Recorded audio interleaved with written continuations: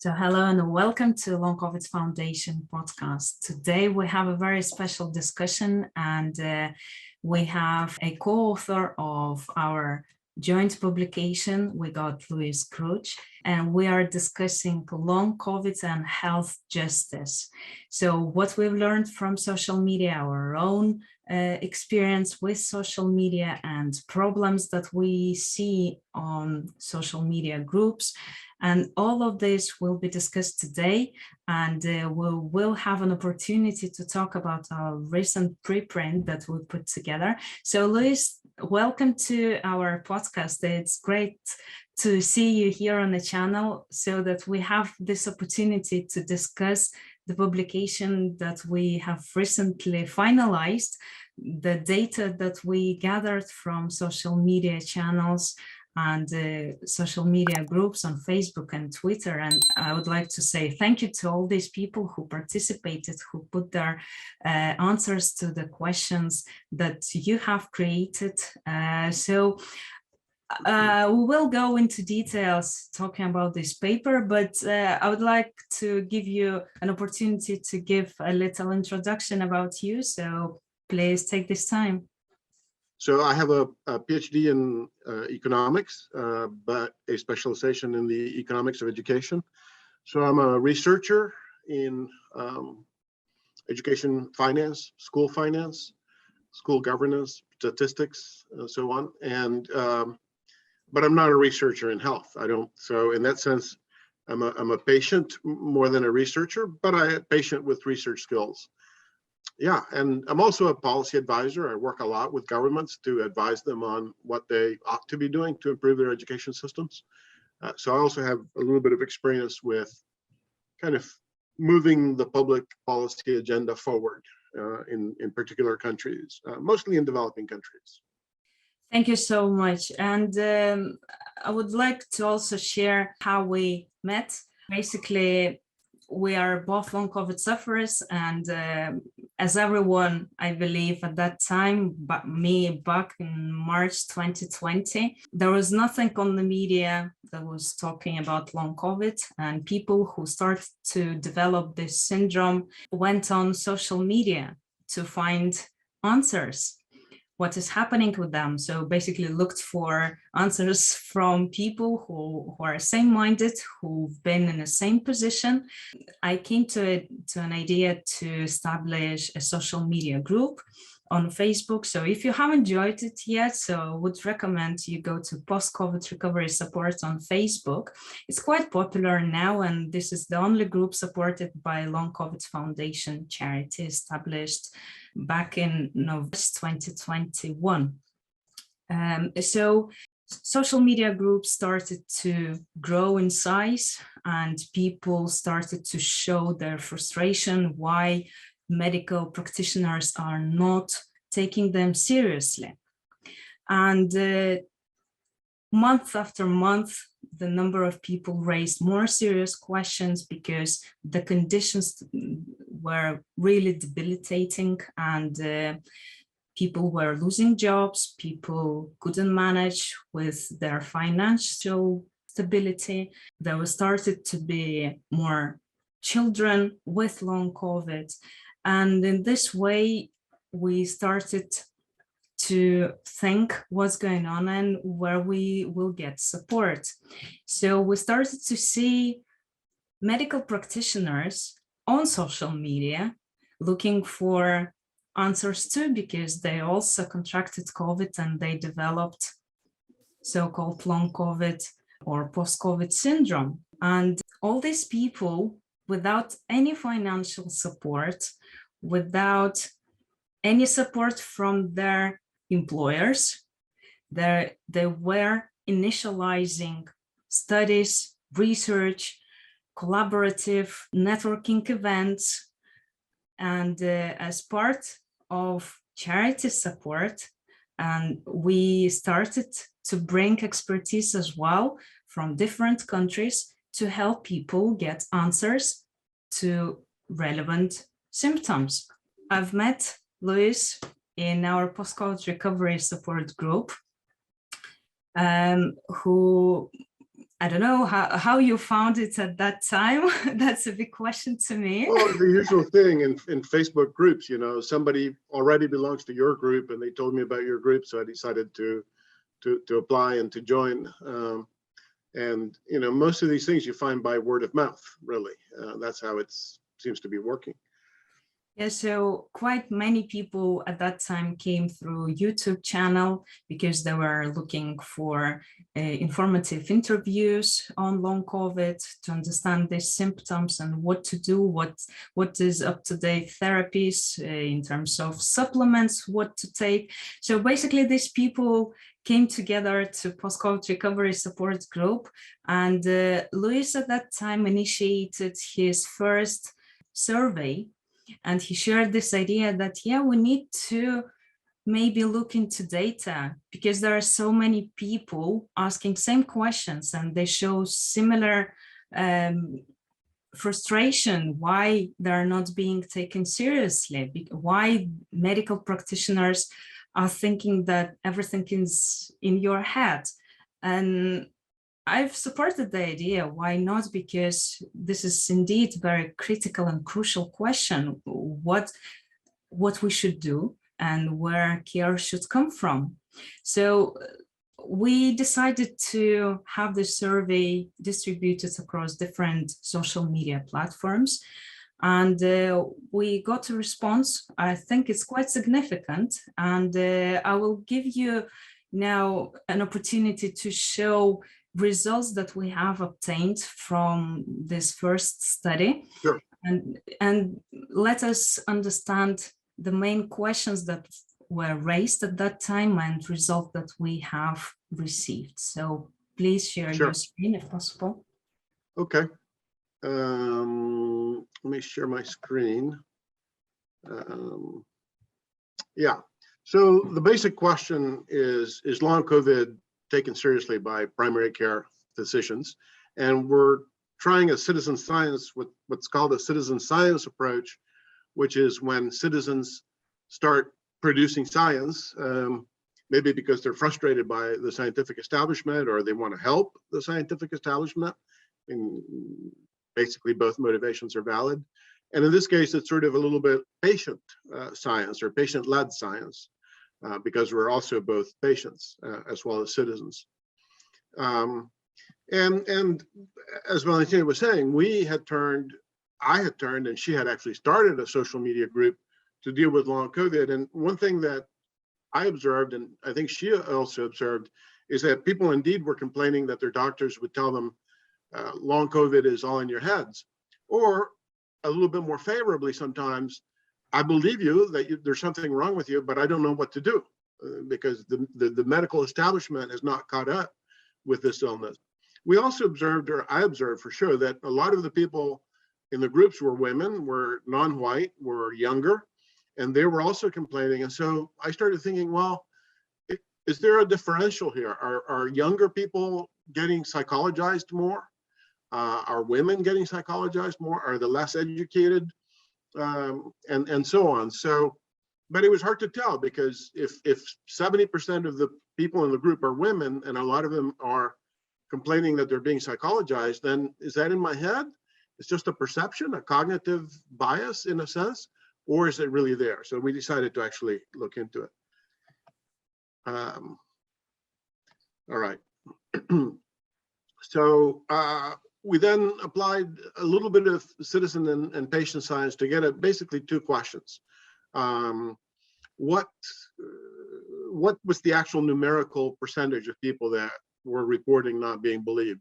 And were there differences by gender, by ethnic group, by level of education, by age, and by place of residence? And then somewhat secondarily, but also pretty important, is whether that amount of psychologization that was going on or second guessing people, was it improving over time? We let the survey run for about 3 months to see if we could detect a pattern based on the date stamp of the survey form, a pattern of change over time. We also asked people directly.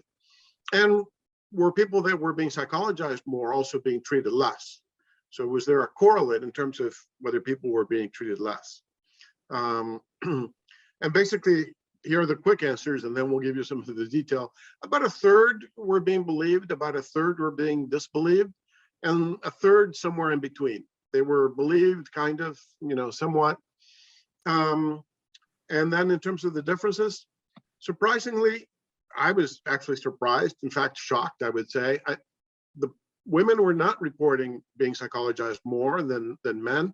And also the less educated, I thought that would be the case, but it's not. They weren't being psychologized more. At least these are all self-reports, mind you. This is not a random sample. So I have to constantly say no reported differences, because this is just suggestive research, but the suggestions are pretty strong. So we hope to motivate more systematic research. Now, what did have an association with that, whether with psychologization, was older people were believed more, British people were believed more, let's say, than Americans, or actually than all the others, and white people got believed more, reported being believed more, or being psychologized less. Do we get reports that things improved over time? Maybe they improved a little bit. We actually had 3 measures of this, and on one of the measures, they did not. On one of the measures, it's kind of hard to interpret, and on one of the measures, they improved a little bit. So it's hard to conclude. And do people that were reporting being psychologized, were they treated less? Definitely so. That was, in fact, the strongest correlation that we found, that if you weren't believed, you're less likely to be treated. Now, let's take a look at what some of these relationships look like, the most important ones, the ones that we did find. But first, let me pause and say something about the limitations. It's a relatively small sample size, not the sample size that one would want, ideally. And so therefore, it means that it's difficult to do combinations, like do British white women get psychologized less than American women of color, and older women get, those combinations are hard to get statistics on. The sample is from Facebook groups, and Facebook groups, or maybe Twitter, and Facebook group themselves are not utterly representative of the universe in question. People that are on long haul Facebook groups are not necessarily representative of the universe of people with long COVID. But we're more interested in the differences between things and trends, not so much in the absolute levels. And those kinds of comparisons and trends tend to suffer less from statistical biases due to self-reporting or non-random sampling. And in the end, all social science has biases anyway. All you can do with good sampling is control biases. You can't ever eliminate them. So the study should be seen as strongly suggestive rather than conclusive. Hopefully, some academics who actually have a budget maybe to study these things can look at it. We did this entirely with zero budget. First of all, age, definitely associated. As you can see, the age groups there on the bars. The older you are, the more you get believed. And also notice that it's very strongly nonlinear. So it's not until you get to be about 45 or 55 that you're much more likely to be believed. That was kind of interesting. It's not a linear thing. It's strongly nonlinear. Time trend. Here are the 3 measures of the time trend. First of all, the blue bar there just says a direct question. We just asked patients, have things improved for you in terms of whether you're believed or not? And basically, the blue bar says the people that say that there was no change, or in fact, a change for the worse. And that's about 55% of people showing things haven't changed, or they've changed for the worse. The red bars suggest some improvement, but in terms of when people felt their onset was, if their onset was before January 1st, 2020, they're very disbelieved, and so on. And then patients, looking at the timestamp on the survey, patients responding in June, and then patients responding in September, the patients responding in September are actually more disbelieved. So taking all these 3 things together, maybe there's a small improvement, but not much. certainly not a strong one. And the numbers reporting in those two red bars were very small numbers. So it's hard to tell that there's a strong trend. And the main thing is that when we actually looked at the timestamp of the response, there was no change, or maybe even, or not much change, or even a change for the worse. So a very strong correlate was place of residence. This is the percentage of people that were disbelieved, only about 22% in the UK, and in all the others, about 38% or so. That's a big difference. And I'd note that we weren't able to establish contrast for other specific countries. So we could contrast UK against everyone else, but we couldn't properly contrast UK against US, or UK against Canada, or Canada against US, because the sample sizes in those subsets were not big enough. But kind of makes sense in the UK because you have the NHS. So maybe they have less rigid barriers to believing people. And just to show that the difference between the UK and others is about the same as the difference between old and young. So about 15 percentage points between the UK and other countries, and about 15 percentage points between the very young and the older. And the disbelieved are more untreated, or maybe the believed are more treated. Maybe one could put it positively. But you can see there that amongst those who are believed, about 65% are treated, whereas only 45% of the disbelieved is there any attempt to treat. Now, this is problematic, of course, because there are no currently widely acceptable, approved medicines for this. I don't think either in the NHS or the CDC or FDA in the US has a clearly approved set of medicines for long COVID. There are for acute COVID, of course. But yeah, so if you don't get believed, you're going to have more trouble getting any serious help. And that was one of the big frustrations in the Facebook user groups and in the results to the survey. So some conclusions quickly. Significance is believed. About 1/3 to 2/3, depending on how you count, of people get disbelieved. This pattern did not get much better during the 4 months that the survey was open. Surprisingly, women and the less educated did not report being disbelieved more. I was quite shocked or surprised by that. But given all the literature on how women are disbelieved around things like chronic fatigue syndrome, other horrible histories of endometriosis not being recognized as an illness, breast implant syndrome, all kinds of issues that affect women disproportionately are typically less believed. Those who are believed get treated more. That's not too surprising, but it's a significant difference, both statistically and substantively. Non-whites, non-British, and younger people reported more disbelief. All these were statistically significant, and well, everything that I presented was statistically significant. And some of these differences are big. They're not just statistically significant, they're substantively significant. And I think an interesting conclusion is that citizen or patient-led science appears useful using social media. It does help if you're an experienced researcher, because then you watch out more for the biases that you could be incurring by using social media.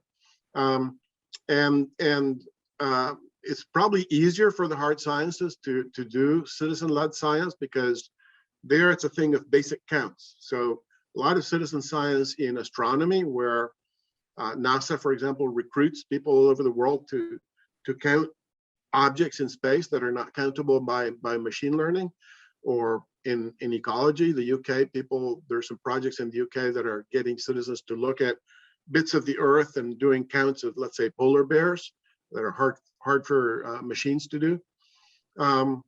And so it's harder to get definitive results using social media and social science. That seems to be the experience, but it's promising. It's strong enough to be highly suggestive. And for sure, social media appears to be a very good way to organize and to communicate some of these things. And even as Valentina was saying, not just to organize the patients, but there are very interesting collaboratives between patients and scientists that are surging around social media groups, where a scientist will have a kind of base in terms of a social media group for thinking about their research, and that seems to be helpful. So that's about it, Valentina. That's sort of how I've summarized our paper. Thank Oh, you and just so to say that we did submit it to a journal, and while that decision is pending, we put it up in a preprint server as well.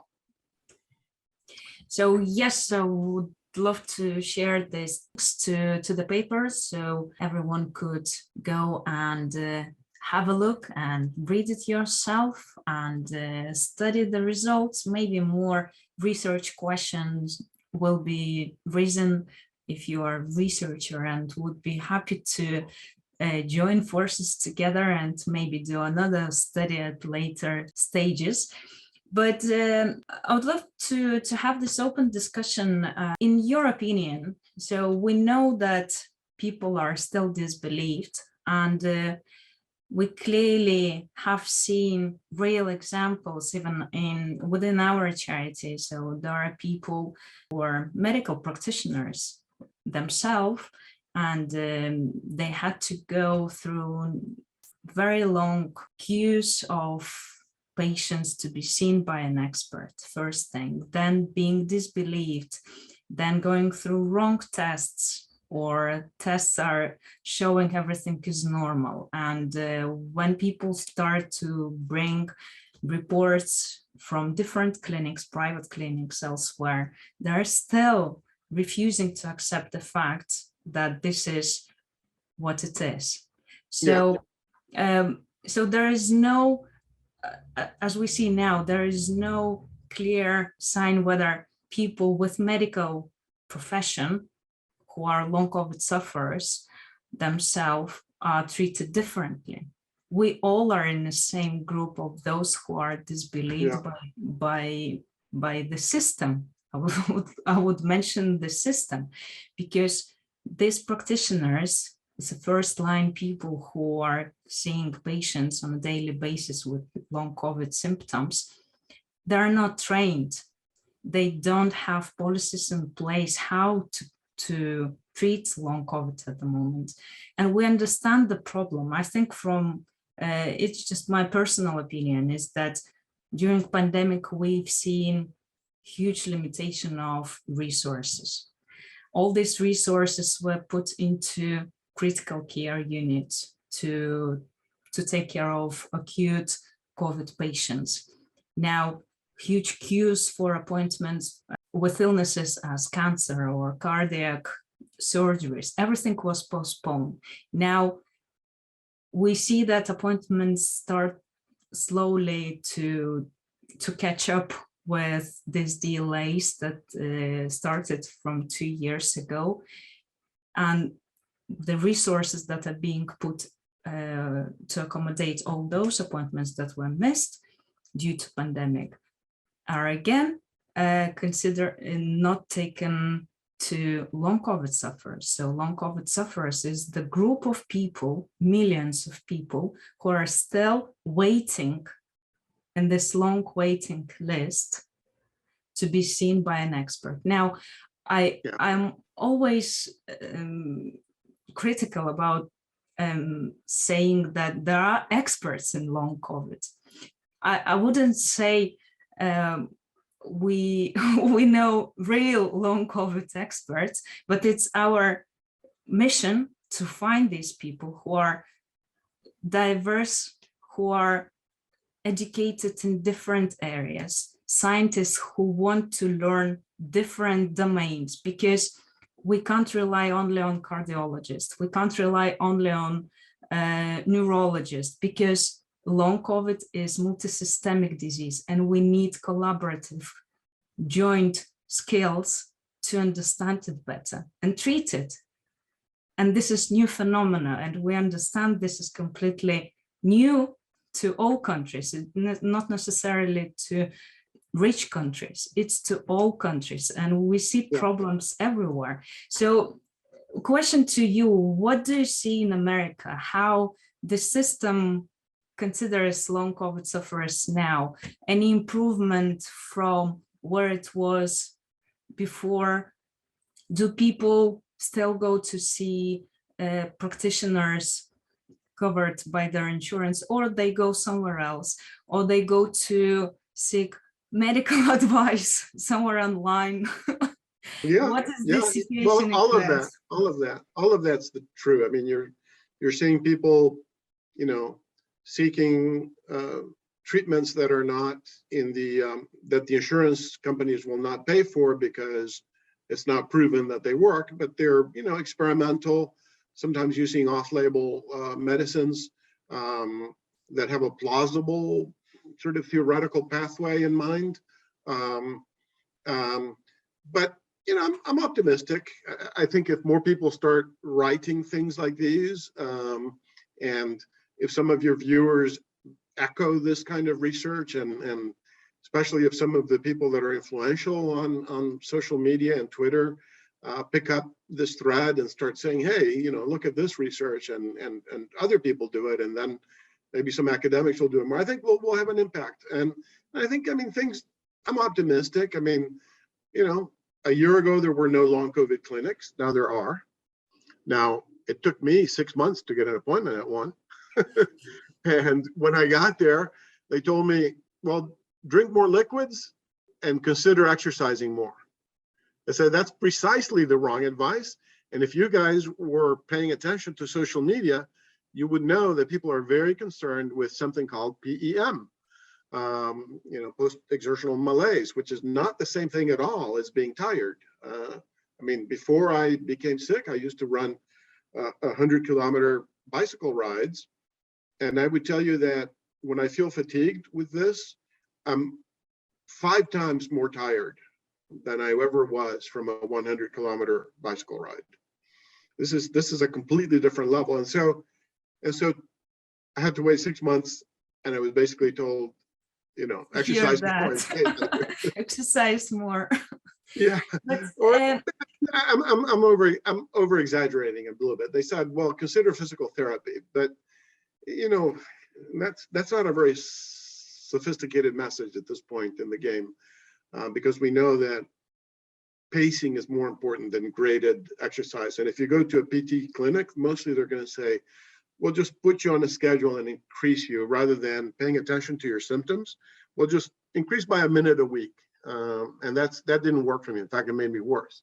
But for me, question is, where from these protocols come? Because if people would, as you said, if they would go to social media and would learn on the experiences of those who went through these protocols, and would listen to comments that it doesn't do any good, but instead it makes them worse, why they still offering something that doesn't work, and clearly it doesn't work, and for millions it doesn't work.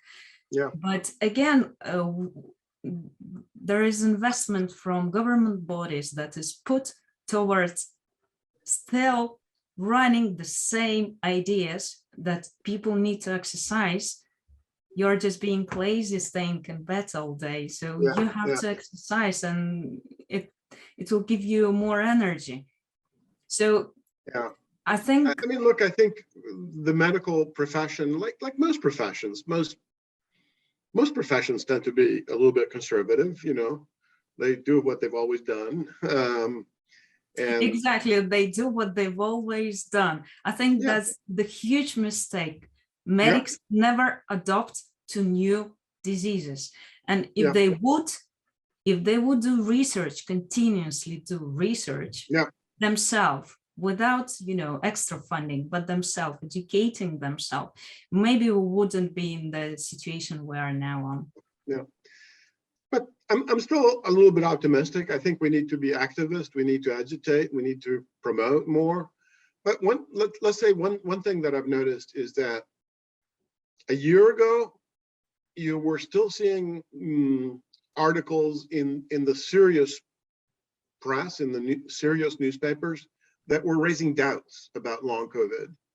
That no longer happens, at least not in the States. a good newspaper such as the New York Times or Washington Post, or even kind of business newspapers like the Wall Street Journal, they are now having articles where they say this is clearly an issue, clearly an issue. Whereas, let's say the Wall Street Journal, as little as a year ago, or maybe even like 9 months ago, we're still having articles like, the dubious origins of long COVID, and again, second guessing the patient and engaging in this kind of injustice. But you don't see that too much anymore. In fact, I haven't seen an article or an opinion piece in any major newspaper questioning long COVID anymore. So I think I'm optimistic that there will be progress. It's just slow. In the meantime, people are Very turning slow to indeed. And I think we already see, as you mentioned, more articles are in the media saying long COVID exists. There are more people talking about their experiences with long COVID, with health systems. But it's also, I think it's important to mention that a long COVID will have significant impact, not just on the health system, but on economies as well. And unless everyone is being taken seriously, we will not get our jobs back. Our employers will not have policies in place to accommodate our needs, because we can't work as we worked before.